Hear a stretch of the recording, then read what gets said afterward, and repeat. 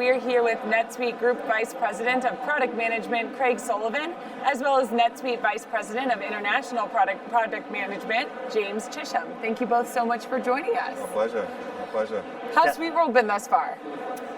It's really just beginning.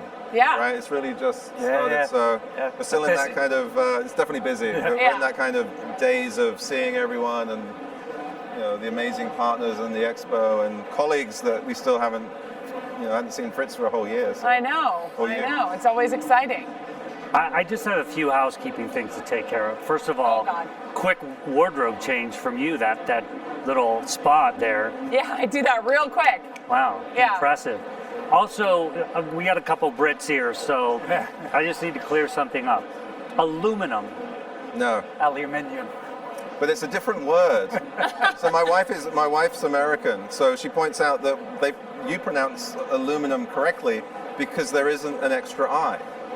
Oh, you guys added the I. We say aluminium because there's an I in it. Did you add an I to cinnamon? Do you say cinnamonium? That's just silly. Yeah, see, thank you. Yeah, you want to stay at the desk? I see what you're trying to do. That's too funny. All right. But I am a little salty though that neither of James's or my voices were used for the Evan GPT voiceover today. I know. Oh, were you available to record that? Probably. Yeah, you would have been great. The voice in the room, though, is actually, aside from Evan GPT, the voice that was announcing everybody, that is Dave Wright, who works on my team, and he lives in Reading. He's a legit. He lives in Reading. He lives in Reading. He is a legit. Yeah, you guys should. Should look him up. Say hi. I'll send you guys his way after this. But let's get to it, okay? Speaking of Evan's keynote, we heard some really exciting news about NetSuite's financial products. But Craig, can you sum up the big picture of all of this? I don't know that I can do it any better than Evan did himself, honestly. Although is it doing more with less or more with fewer? Oh, right, exactly, something like that. Depends on the noun coming after. Oh, okay. Right, yes. Mr. Yes. Wordsmith. Yeah. But no, I mean, that's the big message, I think, is that, and that's what James and my teams are focused on and the broader product teams are, innovating and bringing these capabilities such that our customers can run more efficiently, that they can do more with less expense and actually get even greater insights than they otherwise would. So yeah, that's the big measure. And now with extra AI as well. Right, exactly. Well, I was just going to ask, what does it mean? What does it all mean for our customers? I mean, with the addition of AI and all of the new capabilities that were announced, what does that mean for our customers?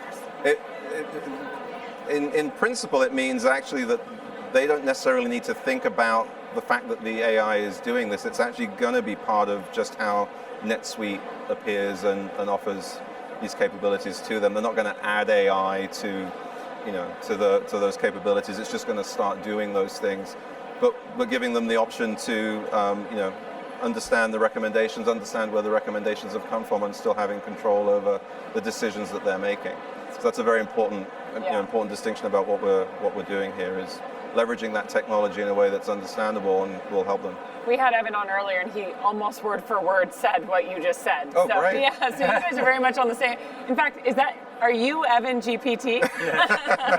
Well, we were just talking about that. I don't know who is Evan GPT. We got to find out. We've got to find out. It's a mission now.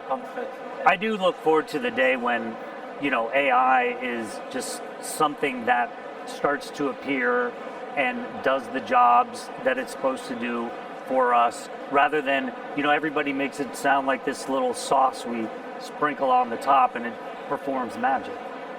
Yeah, I think that is going to be that is the direction that we're taking it, and we're as part of Oracle, we're leveraging this deep vein of AI-ness, if that's a term. It's probably not. It is now. All of a sudden, it is. Yeah, AI-ness. It's your language. Thank you.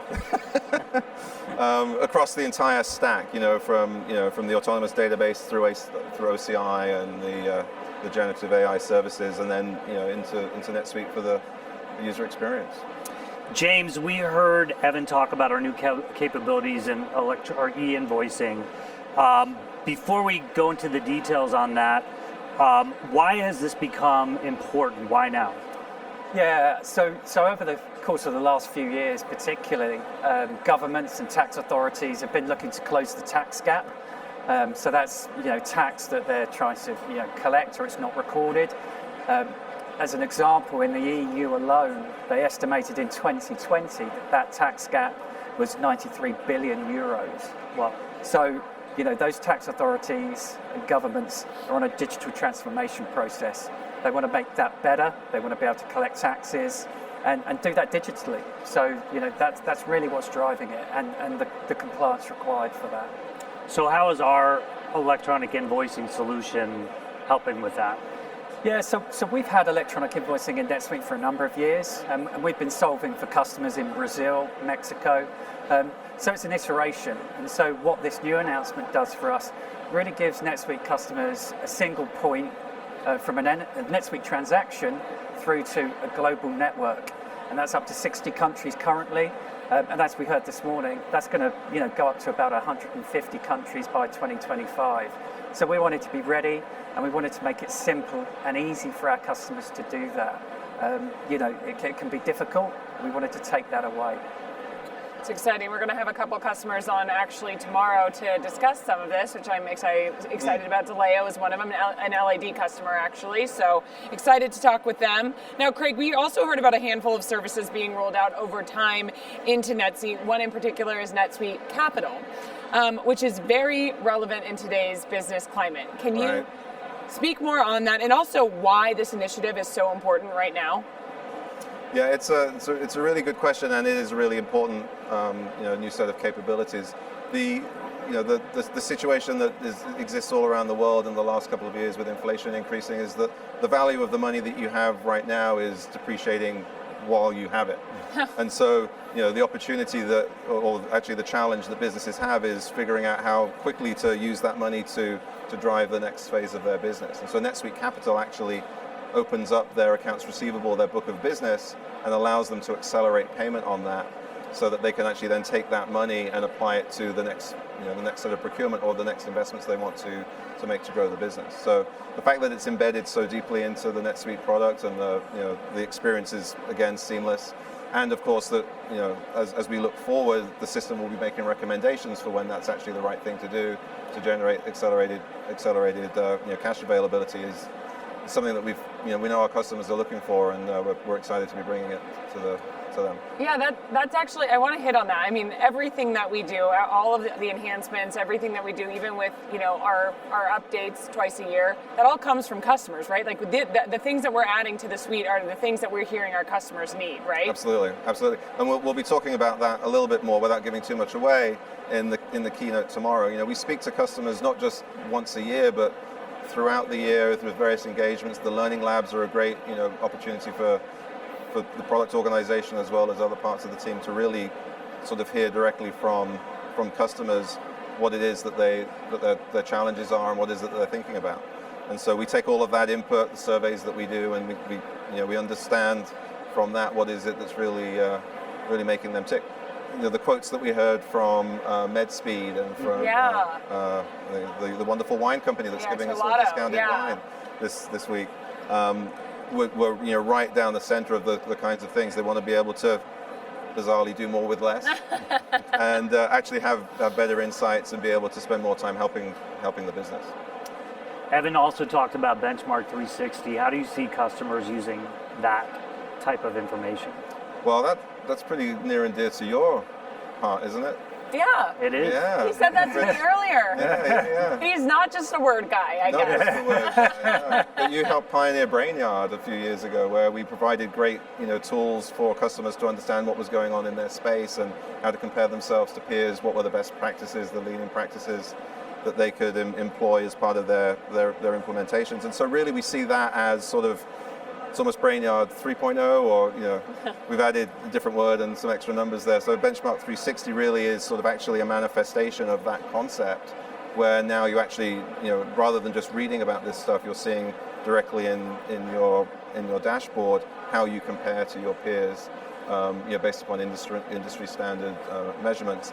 And the next phase then is the system actually intelligently recommending how to improve those those KPIs, those statistics based upon things that have worked for other customers.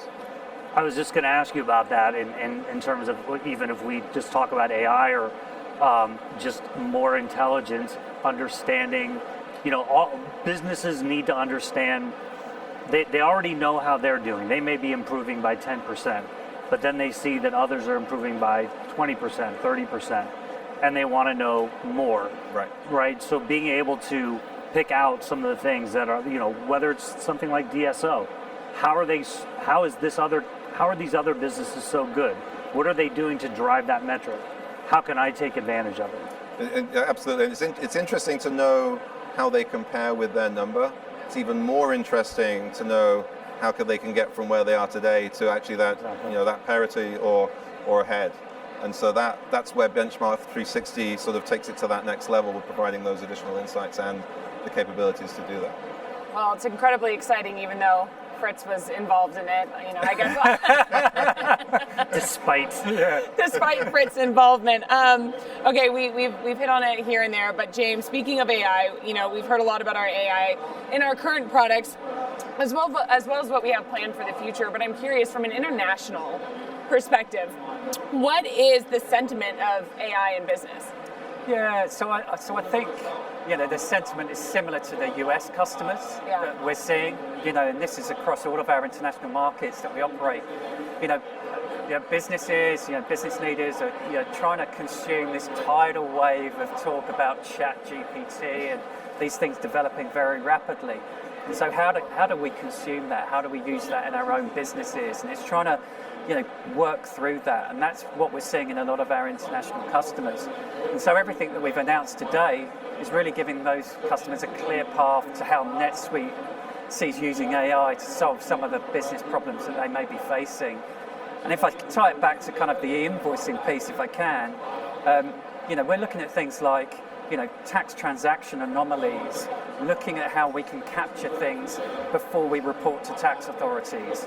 And so those things, from a compliance perspective, are really important for our international customers. Yeah, that's what we had Martin Kahn on from Cohere earlier, and he talked about, we're always asking, we just were at Cloud World a few weeks ago, we're here at SuiteWorld, we're hearing from customers, one of the things they keep saying is, diving into AI can be a bit intimidating, so how do you go about it? And it's look at what is going to be most helpful to you right now, and that's what Martin said, and I think that's super important. Yeah, super important. What's important to you right now and that can help your business. Don't try and over-engineer. Right. Don't try and do too much. Yeah, exactly. But I think one of the key differences now, and we've been talking about AI and doing AI for years, is it was seen as there were big barriers to adoption. Right. It was going to be costly. I mean, not that it's necessarily cheap.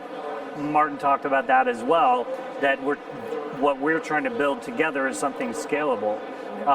But those barriers now seem to have fallen, where you can try some things quite easily. You might know what the costs of doing that are. You might know what works. And so I think we're going to see people, hopefully that advice rings through and people will continue to try to do that. I agree. I think, if I may just add a little extra to the topic, it's our customers have been asking us what our stance is on AI and how that impacts their business, and how could it impact their business. And what we've seen is that they don't know necessarily how what they read about and what they've experimented with ChatGPT, etc., can actually manifest and help them in their business. And I think what you saw from Evan today actually makes that actually quite concrete. It's going to help them, write more legibly or craft better documents, but at the same time also understand what's going on in their business way and surface things that they may be missing themselves as a result of them being busy with other stuff, and saying, 1, 2, 3, here's 3 things that we could suggest, and it will learn from that as well. Yeah. All right, you touched on Gary's keynote earlier. Can you guys give us a little teaser, a little sneak peek? It's only a few hours away. No. Oh, come on. Yeah, nothing to say. Well, all right, James, how about you? No, Craig, I don't want to steal your thunder. Well, a big moment. There will be. There is more to say. Gary will be spending a lot of time on. Have you heard this term, sweetness? Have you come across that at any point in your journeys around here? Where do we even get sweet from? Yeah, I hear it all the time. It's a mystery. Somewhere, yeah. But there'll be a lot of conversation around sweetness as a key component of what differentiates what we do versus other companies. But sweetness plus intelligence plus experience is sort of the triumvirate of sort of the three key ingredients to how we think about innovation and how that's manifesting in the work that we're doing today, as well as where we're intending to take the product in the future. So it's going to be a good keynote tomorrow. So I would suggest we all get up for that. Yeah, especially the beginning has some fun Especially ones. me, because I have to actually get on the stage. At what point are you on? Right at the very beginning. All right, well, tune in then. Well, thank you both so much for joining us. This is super pleasure. insightful. Really looking forward to Gary's keynote tomorrow. And yeah, I hope the rest of SuiteWorld is as energized as this interview was. Well, thank you. So much. Yeah, me too.